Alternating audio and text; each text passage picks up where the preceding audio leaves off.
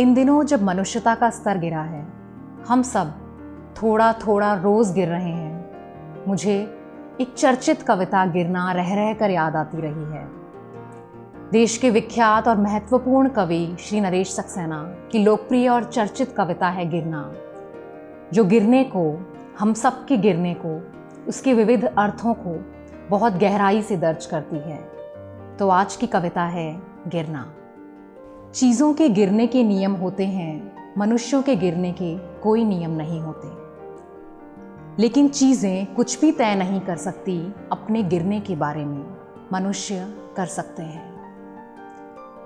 बचपन से ऐसी नसीहतें मिलती रहीं कि गिरना हो तो घर में गिरो, बाहर मत गिरो। यानी चिट्ठी में गिरो, लिफाफे में बचे रहो। यानी आँखों में गिरो, चश्मे में बचे रहो। यानी शब्दों में बचे रहो, अर्थों में गिरो।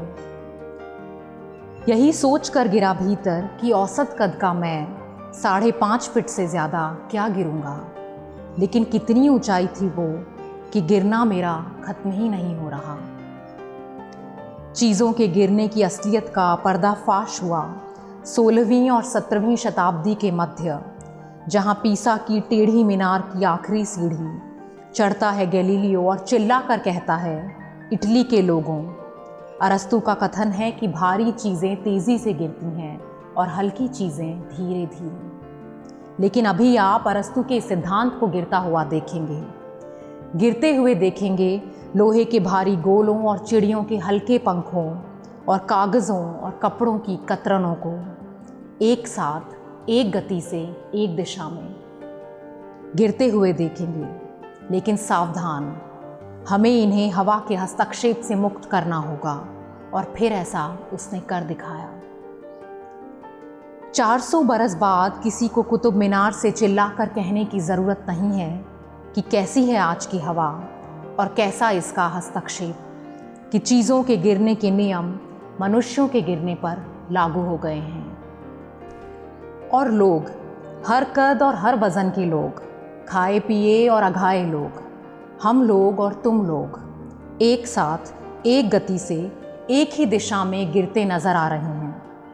इसलिए कहता हूँ कि गौर से देखो अपने चारों तरफ चीज़ों का गिरना और गिरो।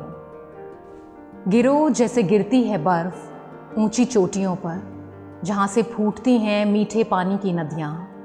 गिरो प्यासे हलक में एक घूंट जल की तरह, रीते पात्र में पानी की तरह गिरो, उसे भरे जाने के संगीत से भरते हुए।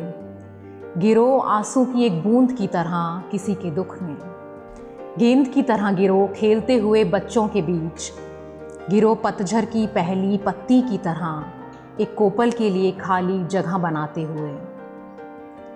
गाते हुए ऋतुओं का गीत कि जहाँ पत्तियाँ नहीं झड़ती वहाँ वसंत नहीं आता। गिरो पहली ईंट की तरह नींव में किसी का घर बनाते हुए। गिरो जलप्रपात की तरह टरबाइन के पंखे घुमाते हुए अंधेरे पर रोशनी की तरह गिरो। गिरो गीली हवाओं पर धूप की तरह इंद्रधनुष रचते हुए। लेकिन रुको, आज तक सिर्फ इंद्रधनुष ही रचे गए हैं, उसका कोई तीर नहीं रचा गया। तो गिरो उससे छूटे तीर की तरह, बंजर ज़मीन को वनस्पतियों और फूलों से रंगीन बनाते हुए। बारिश की तरह गिरो सूखी धरती पर पके हुए फल की तरह, धरती को अपने बीज सौंपते हुए गिरो। गिर गए बाल, दांत गिर गए, गिर गई नज़र और स्मृतियों के खोखल से गिरते चले जा रहे हैं। नाम, तारीखें और शहर और चेहरे, और रक्तचाप गिर रहा है, तापमान गिर रहा है, गिर रही है खून में मिकदार होमोग्लोबिन की। खड़े क्या हो बिजुके से नरेश, इससे पहले कि गिर जाए समूचा वजूद, एक बारगी तय करो अपना गिरना, अपने गिरने की सही वजह और वक्त, और गिरो किसी दुश्मन पर। गाज की तरह गिरो, उल्कापात की तरह गिरो, वज्रपात की तरह गिरो। मैं कहता हूँ गिरो।